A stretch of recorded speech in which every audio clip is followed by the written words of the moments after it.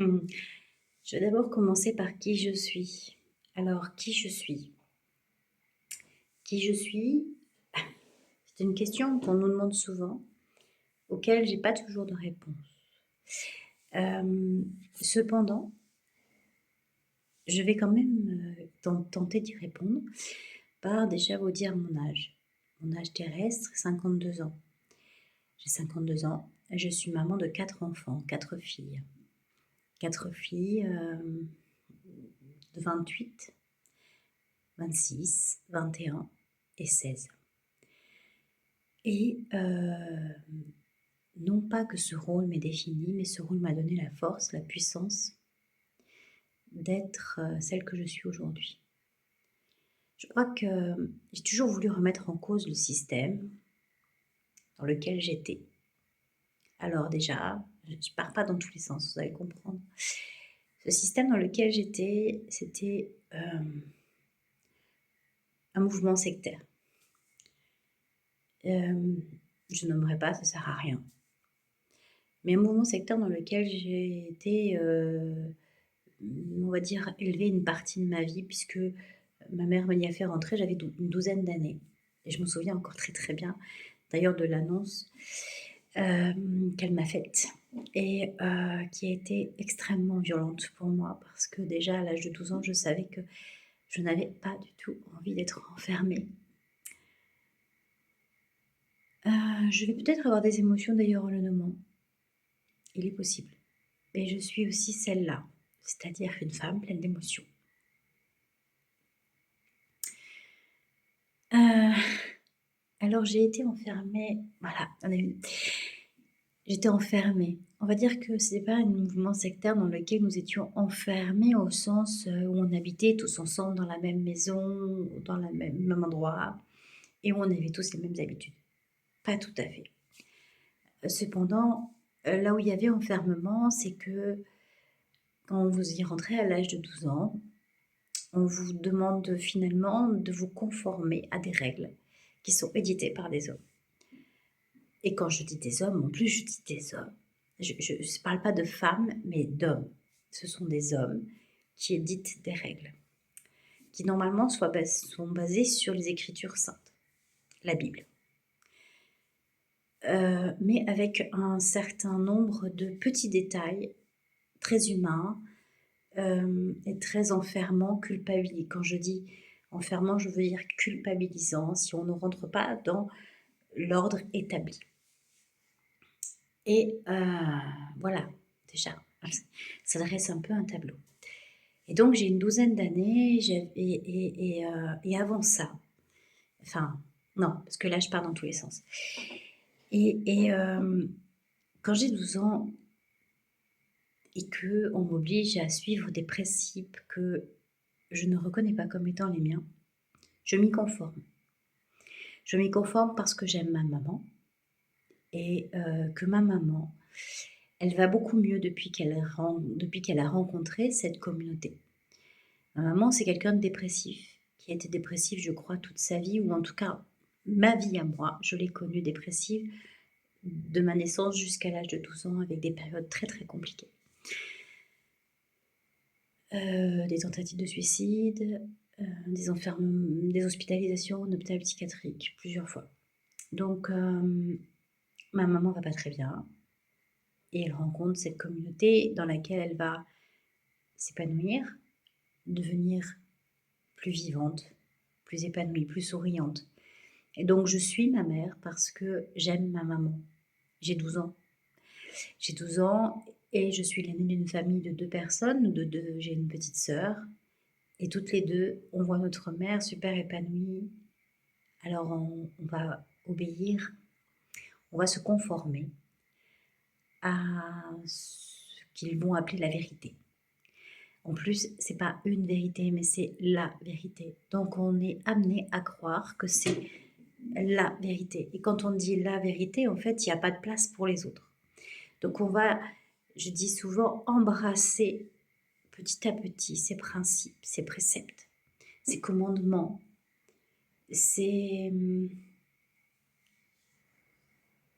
ces encouragements. Ils vont dire d'ailleurs plusieurs fois que tout est laissé à la conscience, qu'il n'y a aucun interdit, mais que on a une conscience et que pour plaire à Dieu, il faut faire attention, il faut faire appel à cette conscience.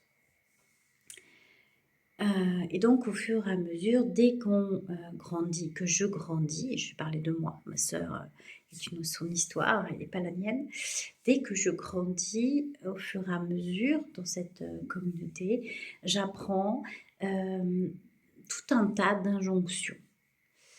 Une anecdote toute bête, c'est ce que je regarde, on regardait Récréa 2, moi je suis une génération des 70, donc les années 80, 85, choses comme ça, Récréa 2 et les dessins animés de Récréa 2 que je n'ai plus le droit de regarder parce que c'est satanique. Donc je dois balayer de la main, pas ce que j'ai l'habitude de regarder, mais en tout cas ce que j'ai parfois envie de faire. Aller à un anniversaire d'une copine, ce n'est pas possible. Rencontrer des copains, des copines à l'école, c'est juste à l'école et c'est pas possible autrement. Donc toutes ces petites injonctions qui font qu'à un moment donné, on finit par ne plus faire du tout ce dont on a envie. Se conformer pour plaire à ma mère, pour plaire aux personnes que j'aime autour dans cette communauté, puisque je n'ai plus aucune autre famille à part eux. Donc tous mes repères tournent autour d'une famille de cœur. Et donc pour plaire à cette famille de cœur, on obéit. Encore une fois, je le nomme plusieurs fois, cette obéissance, parce que c'est une réalité. On se conforme pour être aimé, pour faire partie d'une communauté, quelle qu'elle soit. La mienne était celle-ci, mais il y en a bien d'autres. Et je reste focus sur ce que je vous partage, et je pense que cette communauté, elle m'a fait grandir, elle m'a fait évoluer, elle m'a fait disparaître aussi au fur et à mesure. Parce que à l'adolescence, j'ai eu des amis, et j'ai eu des envies, j'ai eu des petits amis que je cachais au reste des personnes autour de moi. Donc j'ai mené une double vie. Et pour être aimée, j'ai été jusqu'à accepter d'être en relation avec des personnes que j'avais pas envie. Et ce, au collège, j'avais 14 ans. À 14 ans, vous avez des petits copains et on vous oblige à vous embrasser, peut-être à vous toucher. Et j'ai été jusqu'à accepter d'être... alors à l'époque, on disait ploter, je ne sais pas si ça se dit encore, mais en tout cas d'être touchée dans mon corps, alors que je n'avais pas envie. Mais comme j'avais appris à bien obéir, j'ai continué à obéir pour être aimée, pour être dans le cercle de ce que je considérais à l'époque comme des amis, qui n'en étaient pas forcément. Et puis j'ai continué à grandir et j'arrive au lycée, et au lycée, je suis dans une section d'art plastique parce que l'art m'appelle. Et donc, c'est des gens très particuliers avec des idées novatrices, un petit peu rebelles, avec des sorties aux expos, etc. Et moi, tout ça, vu ma communauté est première, je n'y ai pas accès. Donc, je suis un petit peu mise de côté. Et c'est une grande souffrance. Et je fais tout pour me conformer aux deux communautés. Et ça va être difficile pour moi. Je vais même y perdre une partie de ma joie. Et je pense que je fais une petite dépression latente, où je me retrouve nulle part. Parce que j'ai qu'une envie, c'est d'être accessible à cette culture, à certains mouvements de musique que je n'ai pas le droit d'écouter, parce que les injonctions communautaires m'interdisent d'écouter une certaine musique, notamment la house, ou des choses comme ça, ou la techno. Après, c'est plus tard la techno, mais la house, la techno, ce genre de musique, en fait, beaucoup de genres de musique sont interdites. Et si on est surpris à l'écouter, on me dit: «Est-ce que tu penses que Dieu aime ce genre de musique? Est-ce que c'est bon pour toi?» Et donc tu te remets en question et finalement tu te conformes à nouveau à une injonction, alors que tu vas nier ta propre envie. Et et au fur et à mesure, on finit par ne plus savoir quoi écouter, quoi regarder, quoi aimer. Bref, je la fais un peu courte, ça a été comme ça pendant très, très longtemps et jusqu'à effectivement mener une double vie complètement avec, une amie dont je suis tombée amoureuse et que l'on va déguiser en amitié. Colocataire, amie, alors qu'en fait, nous avons des sentiments amoureux l'une pour l'autre et on va déguiser ça en amitié pour ne pas se faire rejeter de la communauté. Puisqu'elle, elle va rentrer dans la communauté grâce à moi. Mais ça, c'est une autre histoire.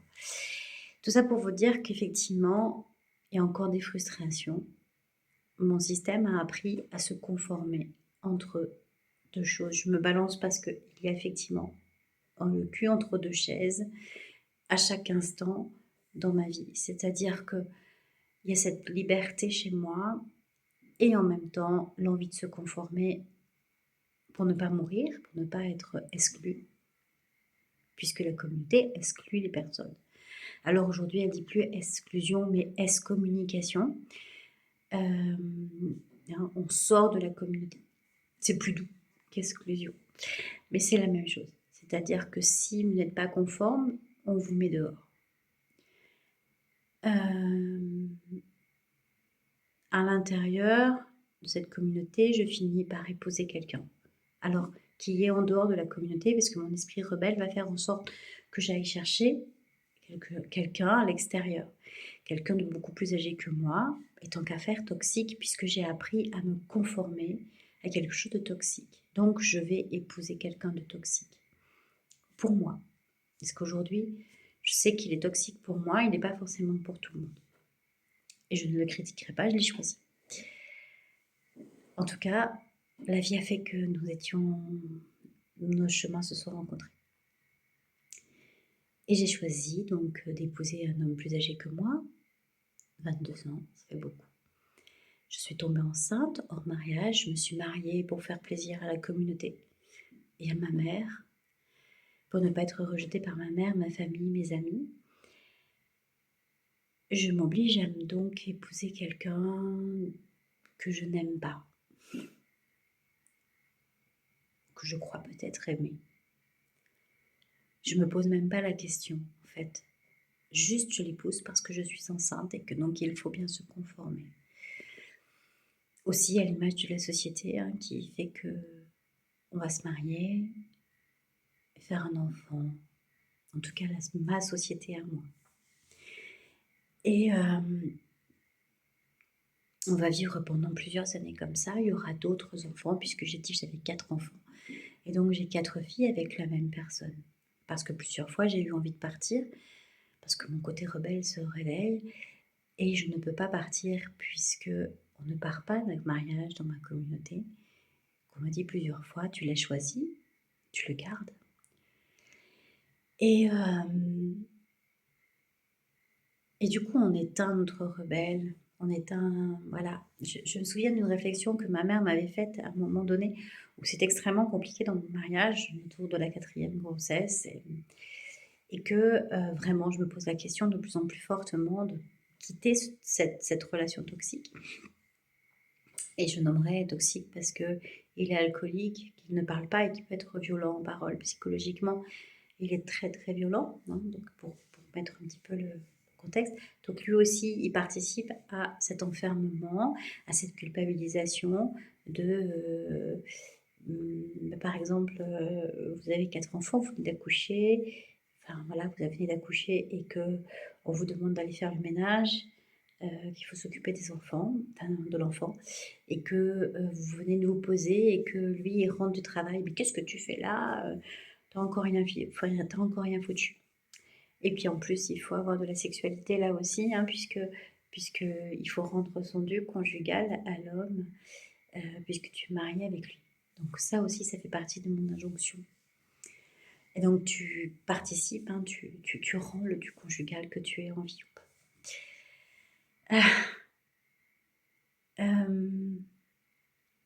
C'est encore une injonction de plus que je me mets sur moi-même. Une injonction qui est donnée par l'autre aussi. Et quand je dis l'autre, mon compagnon de l'époque, mon mari, mais aussi la communauté dans laquelle j'évolue, la société dans laquelle j'évolue, qui n'est pas si loin la société dans laquelle on évolue aujourd'hui. Même s'il y a effectivement beaucoup d'avancées. Et puis, pour finir, parce que je veux vraiment pas qu'elle soit trop longue. Donc ça dure quelques années, hein, je vais rester 24 ans dans cette communauté, puisque je termine en 2014, j'ai fait une grosse dépression, hein, puisque la pression que l'on se met pour être conforme, pour être parfaite, pour essayer en tout cas, à l'intérieur, ça vient brasser, bouillir, je ne me reconnais pas, je ne sais plus qui je suis. Je ne suis plus... en fait, je ne suis pas... Je disais souvent, je ne suis pas la bonne servante de Dieu, puisqu'on me demande de l'être, d'être parfaite pour Dieu. Donc je ne suis pas la bonne servante. Et en même temps, je ne suis pas non plus celle que je suis. Donc comme je ne sais plus qui je suis, je finis par faire une dépression, me faire hospitaliser à ma demande. Quelques mois plus tard, je quitte mon mari. Et encore quelques mois plus tard, je vais quitter aussi la communauté. C'est-à-dire que je me fais, pour le coup, excommunier puisque je ne me reconnais pas dedans et qu'il me demande de faire un choix entre la respiration que j'ai trouvée dans l'art avec les mandalas, notamment puisque c'est à l'époque où je croise la thérapie par les mandalas, et la route d'une personne qui me stimule aussi en parallèle, une femme avec qui je m'entends très très bien. Et qui me permet effectivement de jouir d'une certaine liberté. Et les deux choses réunies, je choisis finalement cette liberté de créer des mandalas et donc de venir m'intéresser à ce qu'il y a à l'intérieur de moi et que j'avais déjà entamé en hospitalisation et de poursuivre ce travail à la connaissance de moi, à me reconnaître dans mon corps parce que quand j'ai fait ma grosse dépression, j'avais des douleurs corporelles, symptômes de fibromyalgie alors que avec tous les marqueurs de la fibromyalgie, avec de grosses douleurs, avec une incapacité à se poser, ouais, vraiment des douleurs partout. Et donc j'avais le choix en fait de laisser ces douleurs prendre le dessus, ou voilà. Enfin vraiment, il y avait encore ce choix-là entre deux chaises. Soit tu as mal et tu continues à vraiment ne plus pouvoir avancer. Soit effectivement tu avances et cette flamme de vie a eu le dessus. Et donc quand cette communauté me demande de choisir entre ce que j'avais entamé de thérapeutique et le Dieu que je servais jusque-là, j'ai juste dit que je ne pouvais pas choisir et que je n'avais pas envie de choisir en fait. Et on m'a dit mais en fait tu dois faire un choix et sinon effectivement on t'excommunie. Et donc j'ai osé dire que je faisais le choix de ma liberté. Voilà. Et depuis, ça a été tout un long chemin de reconstruction. Donc j'ai été excommuniée, je suis partie. Donc complètement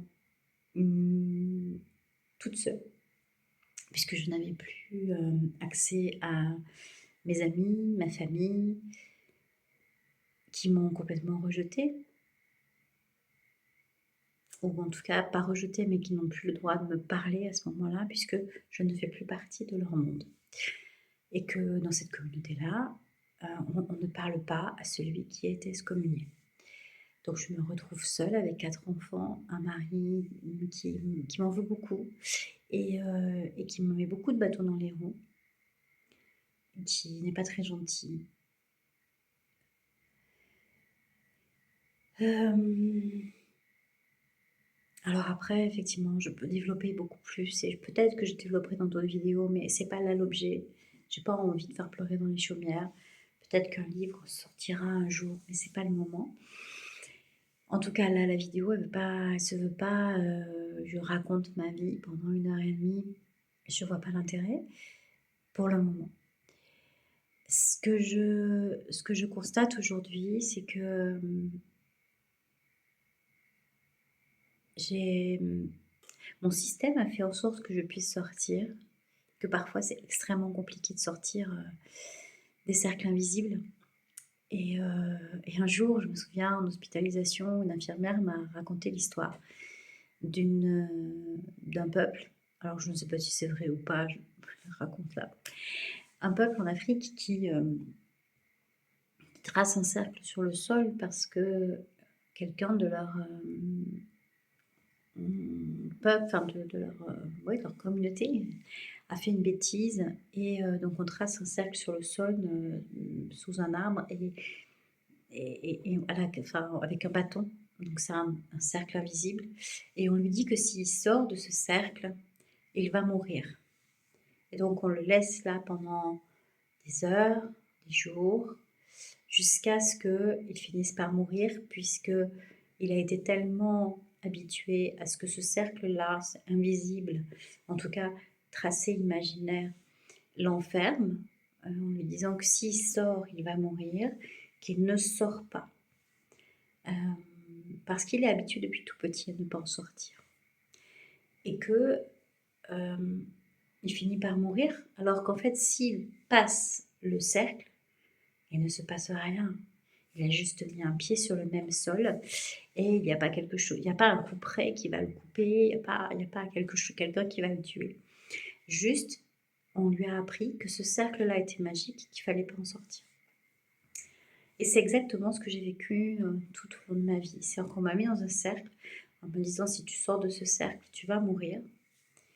Et à ma dépression, j'ai osé sortir, mettre un pied à l'extérieur et me dire est-ce que je suis morte ou pas. Alors un temps, je vous avoue honnêtement, un temps. J'ai eu une grosse descente. Quand je dis que j'ai fait une dépression, j'ai eu une grosse dépression. Ça a duré un peu de temps puisque je suis retombée en dépression après parce que je ne m'en suis pas non plus beaucoup occupée puisque j'avais 4 enfants et que j'avais pas été vraiment aidée. J'ai pas rencontré les acteurs, en tout cas, qui m'ont tendu suffisamment la main pour me dire attends, tout va bien, on va prendre le temps et on va y aller ensemble, petit à petit, étape après étape. Et j'ai mis plus de 11 ans à être celle que je suis aujourd'hui. Alors si aujourd'hui tu me demandes qui je suis, ben voilà, je suis une femme de 52 ans, 4 enfants. Je viens d'être mamie il y a quelques jours. Je me suis rasé les cheveux juste avant son arrivée. Et c'est comme si aujourd'hui, je peux dire que j'ai une nouvelle naissance. Je suis née en même temps presque que ma petite fille, que un programme est né avec. En tout cas, c'est un programme, c'est mon programme, celui que je porte dans mes tripes. Parce que aujourd'hui, je crois que on est plein de communautés partout. Alors moi, je l'ai vécu dans ma chair pendant 24 ans. Et parfois encore, je le vis aussi parce que j'ai des enfermements, des fausses croyances, des endroits où c'est pas confortable. Et, euh, et au fur et à mesure, je les regarde, je les observe et je me dis, est-ce que c'est réel ou est-ce que c'est un cercle magique tracé au sol? Et aujourd'hui, je ne veux plus jamais me laisser enfermer par des conditionnements, même si de temps en temps ça m'arrive encore parce qu'on est tous pareils et que des fois on ne les voit pas. Et puis même quand on les voit, des fois on n'a pas la force. On n'a pas la force de s'en sortir tout seul. Alors aujourd'hui, je suis devenue accompagnante, pas thérapeute, pas guide, pas coach. J'ai juste, j'ai juste envie de dire que je suis accompagnante de la vie, de ta propre vie.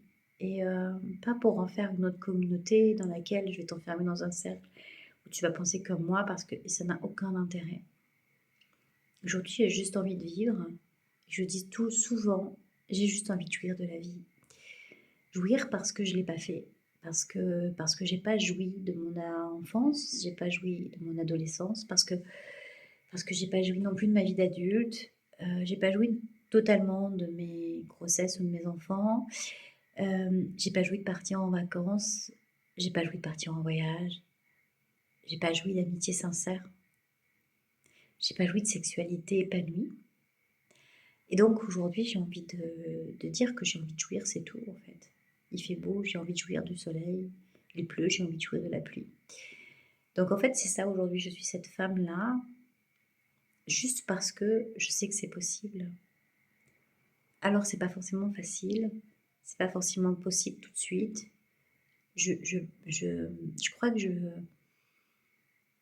encore aujourd'hui, j'ai plein d'injonctions. J'en ai plein. Et quand j'en ai pas, je m'en mets, je m'en crée.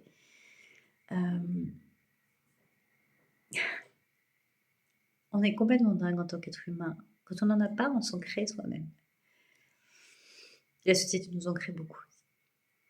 Alors loin de moi l'idée de dire je vais vivre sans jamais plus aucune injonction, parce qu'en fait c'est pas vrai.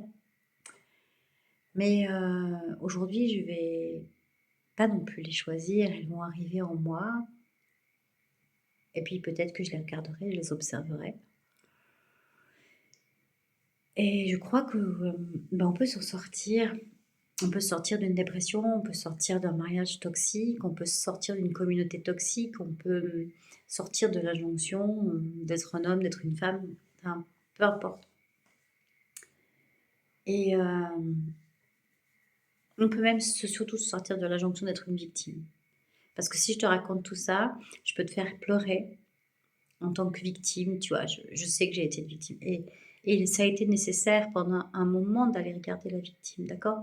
J'ai été la regarder, la petite fille qui souffrait, la grande qui souffrait, j'ai été la dégommer, j'ai continué encore et encore et encore, et je continue encore aujourd'hui à aller la regarder à certains endroits où je me dis, c'est pas grave, c'est de sa faute, c'est pas de la mienne, etc. Et en fait, comme tout le monde, je vais aller de temps en temps là-dedans.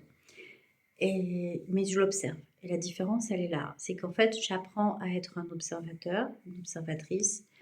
Je dis souvent la vision de l'aigle, c'est-à-dire que je regarde de là-haut et puis en fait, j'avance comme ça. Parce que j'arrive à me voir en même temps. Mon propre chemin, mon propre cheminement. Ça, c'est notre histoire. Mais je crois vraiment que ce qui est important, c'est qu'aujourd'hui, je ne sais pas si je réussirai à libérer toutes mes injonctions. Mais aujourd'hui, j'ai envie de me foutre la paix. Et j'ai envie de jouir dans tous les sens de la vie. Et même si ça me prend du temps, parce que j'ai 52 ans et que le temps il passe super vite, mais en fait ça vaut le coup.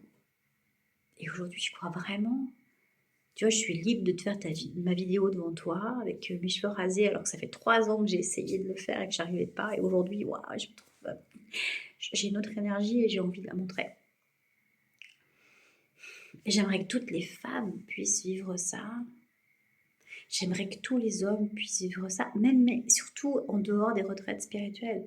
Surtout au quotidien, quand tu vas faire tes courses, quand tu es avec ton chat, avec tes enfants, que tu fais ta vaisselle, et que tu peux jouer à ta vaisselle, si tu as envie. Et que tu peux être tout ça en même temps.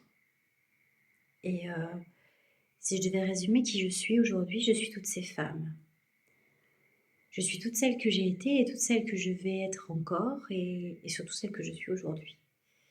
Avec toutes ces incohérences, souvent d'ailleurs quand je commence à parler un petit peu, on me dit mais en fait t'es pleine d'incohérences. Ouais, je suis pleine d'incohérences. Mais en fait je les aime ces incohérences. Elles font de moi qui je suis. Et c'est pas grave.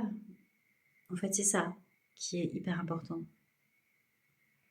Mais sortir de cette espèce de petite cercle imaginaire, je crois que c'est indispensable.